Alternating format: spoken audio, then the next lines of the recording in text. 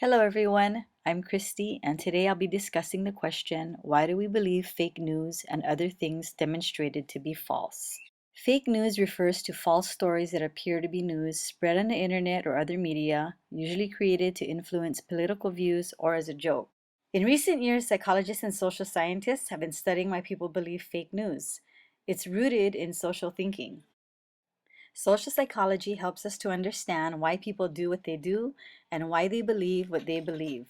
Every day we make choices about how we explain other people's behavior, and the choices we make often have far-reaching consequences. Advertisers and politicians know this very well and use it to their advantage to get us to buy whatever they're selling. Two psychologists developed a theory involving two processes of understanding how persuasion works. The first part is the central root persuasion, logic-driven arguments using data and facts to convince people. The second part is called peripheral root persuasion. This is what happens when you're not really paying a lot of attention. It influences us with cues like how relatable a person seems to be or their physical attributes. This is why social media, TV ads, and advertising billboards can be so effective. Then there's Leon Festinger's theory of cognitive dissonance, which is the idea that we experience discomfort or dissonance when our thoughts, beliefs, or actions are not aligned. It's sparked when we have inconsistent beliefs and behavior. To reduce cognitive dissonance, we can either change our behavior, for example, read or watch verifiable news sources with editorial boards and fact-checking, or we can change our beliefs, such as disregarding news from verifiable news sources and calling them fake.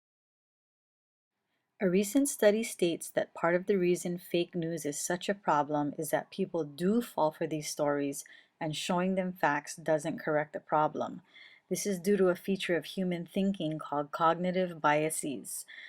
A cognitive bias is a gap in reasoning, remembering, or evaluating something that can lead to mistaken conclusions. They're universal, and we all have them. Cognitive biases are like automatic mental shortcuts that humans naturally take daily. Cognitive biases also affect the way we use information. There are four types of cognitive biases relevant to fake news.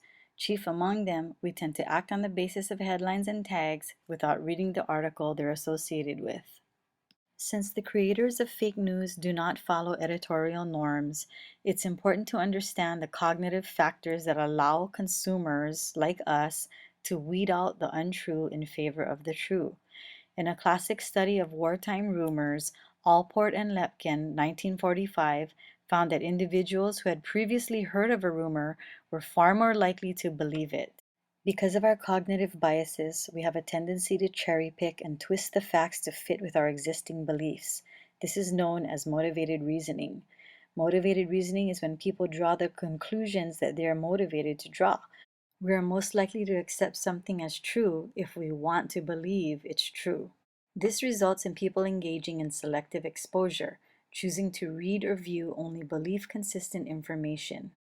A person's emotional state, especially anger, can shape the accuracy of his or her beliefs and interact with their ideologies and in-group, out-group source cues, which influence and exacerbate their beliefs in falsehoods. Some experts say that the recent focus on fake news might be doing more harm than good because now that we have this idea that there is fake news, we can readily attribute anything that we dislike to it. What can we do to help stop the spread of false information? One researcher suggests using what he calls jujitsu persuasion by first finding out what their motivations are. For example, if a person is a vaccine skeptic, figure out if they believe in big pharma conspiracies, if they're afraid of medical intervention, or if they want to prove to their social circle that they're a concerned parent. The question we should be asking is not why do they disagree with the science, it's why do they want to disagree with the science? What motivates them? I've learned a lot by studying this topic and now know that I have to change the way that I engage with people who spread fake news because they either don't know any better or have a motivation to spread it that I'm not aware of. Thanks for watching, and may we all be better at discerning between what's real and verifiable and what is truly fake.